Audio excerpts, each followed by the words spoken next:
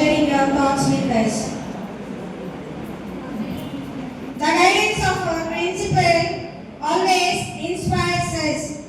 It is my honor to invite our respected principal, Dr. Mulvenkappaji sir, to come forward to deliver the presidential speech.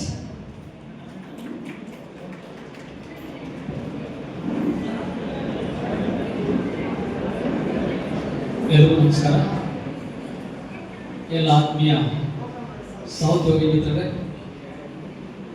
ಜೊತೆಗೆ ಇವತ್ತಿನ ರಕ್ತದಾನ ಶಿಬಿರಕ್ಕೆ ಬಂದಿರತಕ್ಕಂತಹ ಎಲ್ಲ ವೈದ್ಯಕೀಯ ಸಿಬ್ಬಂದಿಯವರೇ, ಹಾಗೆ ಈ ಕಮ್ಯುನಿಟಿ ಇದೇನಿದೆ ಬಂದಿರತಕ್ಕಂತಹ ಡಾಕ್ಟರ್ ಸಾಹೇಬ್ರೆ, ಮುಂದೆ ಇರ್ತಕ್ಕಂಥ ಎಲ್ಲ ಸಹೋದ್ಯೋಗಿ ಮಿತ್ರರೇ, ಆತ್ಮೀಯ ಪತ್ರಿಕೋದ್ಯಮ ಮಿತ್ರರೇ, ಎಲ್ಲ ವಿದ್ಯಾರ್ಥಿನಿಯರೇ, ಬಹುಶಃ ಇವತ್ತು ನಾವೇನು ಅಂದ್ಕೊಂಡಿದ್ದೀವಿ ರಕ್ತದಾನ ಶಿಬಿರ, ಇದು ನಮ್ಮ ಕಾಲೇಜಿನಲ್ಲಿರ್ತಕ್ಕಂಥ ಯುವ ರೆಡ್ ಕ್ರಾಸ್ ಘಟಕ ಏನಿದೆ ಅದು ಮತ್ತು RL ಜಾಲಪ್ಪ ಸಹಯೋಗದಲ್ಲಿ ಅಂದ್ಕೊಂಡಿರ್ತಕ್ಕಂಥದ್ದು. ಈ ರಕ್ತದಾನ ಶಿಬಿರ ರಕ್ತದಾನ ಮಾಡತಕ್ಕಂಥದ್ದು ಪ್ರಯೋಜನಗಳೇನು ಅಂತಕ್ಕಂಥದ್ದನ್ನು ಈಗಾಗಲೇ ಹೇಳಿದ್ದಾರೆ. ಈಗ ನಾವು ಈಗಾಗಲೇ ನಿಮಗೆ ಸಾಕಷ್ಟು ಕ್ಲಾಸ್ ರೂಮ್ಸ್ ಅಂತ ಹೇಳಿದ್ದೀವಿ ಮತ್ತು ಅಸೆಂಬ್ಲಿಯಲ್ಲಿ ಹೇಳಿದ್ದೀವಿ. ರಕ್ತ ಕೊಡೋದ್ರಿಂದ ದಾನ ಮಾಡತಕ್ಕಂಥವ್ರಿಗೆ ಆರೋಗ್ಯ ಹೇಗಿರುತ್ತೆ ಅನ್ನೋದ್ರ ಬಗ್ಗೆ, ಮತ್ತೆ ರಕ್ತ ಕೊಟ್ಟ ಮೇಲೆ ಅದರಿಂದ ಆಗ್ತಕ್ಕಂಥ ಉಪಯೋಗ ಏನು ಅನ್ನೋದನ್ನ ನಾವು ಹೇಳಿದ್ದೀವಿ.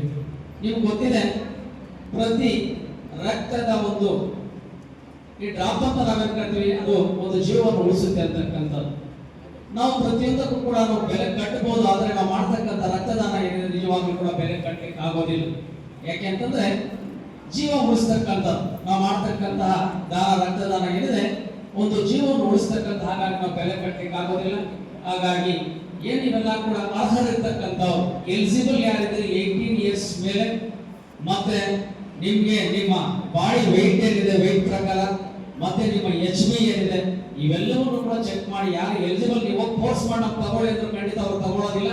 ನೀವು ಎಲಿಜಿಬಲ್ ಆದ್ರೆ ಮಾತ್ರ ನಿಮ್ಮಿಂದ ಬ್ಲಡ್ ತಗೊಳ್ತಕ್ಕಂಥದ್ದು. ಹಾಗಾಗಿ ಯಾರೆಲ್ಲ ಕೂಡ ಎಲಿಜಿಬಲ್ ಇದ್ದೀರಿ ದಯವಿಟ್ಟು ಮುಂದೆ ಬಂದು ಬ್ಲಡ್ ಕೊಡಿ.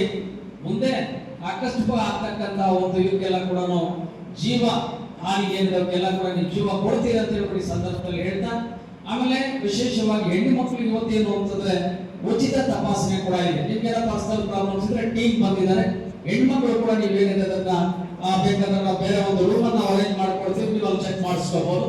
ಇಲ್ಲಿ ಬ್ಲಡ್ ಡೊನೇಷನ್ ನಡೀತಾ ಇರುತ್ತೆ. ಮತ್ತೆ ಹೆಣ್ಣು ಮಕ್ಕಳು ಬೇರೆ ಸಪರೇಟ್ ಆಗಿ ನಿಮ್ಮ ಪ್ರಾಬ್ಲಮ್ಸ್ ಇದೆ ಕೂಡ ಬಂದಿರತಕ್ಕಂಥ ಟೀಮ್ ಕಡೆ ಸಮಸ್ಯೆ ಹೇಳ್ಕೋಬಹುದು ನೀವು, ವಿದ್ಯಾರ್ಥಿಗಳಲ್ಲದೆ ಈವನ್ ನಮ್ಮ ಸ್ಟಾಫ್ ಕೂಡ. ಹಾಗಾಗಿ ಇವತ್ತೆಲ್ಲರೂ ಕೂಡ ಸದ್ಬಳಕೆ ಮಾಡ್ಕೋಬೇಕು, ಮತ್ತೆ ವಿದ್ಯಾರ್ಥಿಗಳು ಹೆಚ್ಚಿನ ಸಂಖ್ಯೆಯಲ್ಲಿ ರಕ್ತದಾನ ಮಾಡಬೇಕು ಅಂತ ಹೇಳ್ತಾ ಈ ಸಂದರ್ಭದಲ್ಲಿ ಎರಡು ಮಾತನ್ನು ಹೇಳಿಕ್ಕೆ ಅವಕಾಶ ಕೊಟ್ಟಂತ ನೀವೆಲ್ಲರೂ ಕೂಡ ಒಂದಿಸ್ತಾ ನನ್ನ ಎರಡು ಮಾತು ಮುಗಿಸ್ತಾ ಇದ್ದೀನಿ. ಜೈ ಹಿಂದ್, ಜೈ ಕರ್ನಾಟಕ. ಆಮೇಲೆ ನಾವು ಇವತ್ತು ಈ 14ನೇ ತಾರೀಕು ಬರ್ತಕ್ಕಂಥ 14ನೇ ತಾರೀಕು ಅಂಬೇಡ್ಕರ್ ಜಯಂತಿ ಏನಿದೆ ಅದರ ಅಂಗವಾಗಿ, ಮತ್ತೆ ಮೊನ್ನೆ ಭಾನುವಾರ 4ನೇ ತಾರೀಕು ಜಗಜೀವನ್ ರಾಮ್ ಅವರ ಜಯಂತಿ ಇತ್ತು. ಆ ಎರಡರ ಜಯಂತಿ ಒಂದು ಪ್ರಯುಕ್ತ ನಾವೇನು ಅಂತಂದ್ರೆ ಇದನ್ನು ಹಮ್ಮಿಕೊಂಡಿರ್ತಕ್ಕಂಥದ್ದು. ಯಾಕೆ ಅಂತಂದ್ರೆ ಇವತ್ತು ನಾವೆಲ್ಲ ಸಂವಿಧಾನದ ಅಡಿಯಲ್ಲಿ ನಾವು ನಡೀತಾ ಇರ್ತಕ್ಕಂಥದ್ದು.